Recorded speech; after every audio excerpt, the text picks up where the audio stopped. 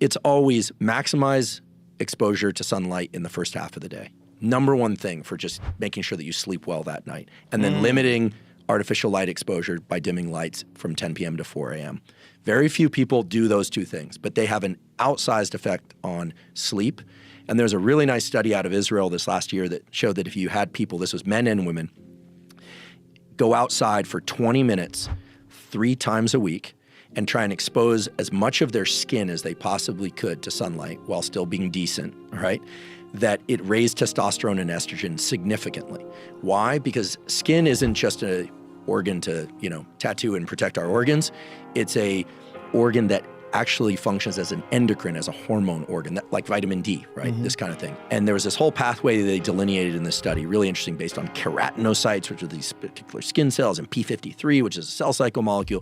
Super interesting. It showed getting sunlight on your body, getting sunlight exposure to your eyes early in the day, increases testosterone and estrogen, increases feelings of well-being, improves sleep, et cetera. It's like all the things we know. Right. But people are finally catching on to this. And even though I kind of blab about this ad nauseum on my podcast, people always say, well, can't I just crank up my phone really bright in the morning and sit there? There's always this kind of negotiating. Like you're not gonna out-negotiate the sun.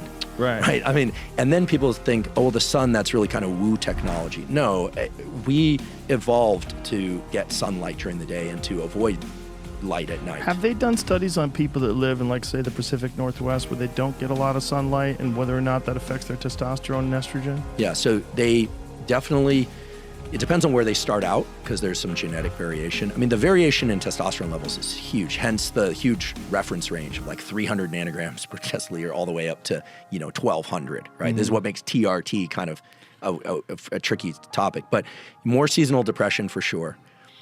Greater requirement for sunlight viewing, but in order to keep mood high and hormone levels high. But the good news is people that are very susceptible mood-wise and hormone-wise to lack of sunlight respond best when they start getting light. So there's this really nice study that looks at like night owls and people that don't get much sunlight during the day. If they start getting some caffeine, exercise, and sunlight in the early part of the day. Caffeine? Just to ramp up their energy levels early on, get them outside, but also eating in the earlier part of the day, just trying to bring their active schedule into the earlier part of the day. Doesn't caffeine just make you feel like you're not tired? So this is a really cool mechanism. There's actually a trick to avoid the afternoon crash. It's not a trick, it's biology. But caffeine is an adenosine antagonist. It basically, as the longer you're awake, adenosine, or Matt Walker would say adenosine, adenosine builds up in your bloodstream. It's what makes you feel fatigued. Caffeine essentially blocks the adenosine receptor, but then when caffeine wears off, the adenosine that's still around binds to that receptor and you crash. You feel really sleepy. So one thing that you can do is when you wake up in the morning, don't ingest caffeine for the first 90 minutes or so. Like really push that off so that the adenosine and adenosine receptor interactions can all take place and dissipate. Then you drink caffeine, and what you'll find is that if normally you would crash around 2 or 3 in the afternoon, you don't experience that crash anymore. Because the caffeine wears off, but there isn't a lot of adenosine there to bind the receptor. The crash that I experience from caffeine is lack of caffeine, or caffeine and then getting off it is nothing compared to the carb crash. Oh. Carb crash for me, like if I have a sandwich, like if I go to like fucking Jimmy John's or something and have a big giant sandwich. How often does that happen? Very rarely. But when I do, I'm like, what's wrong with you?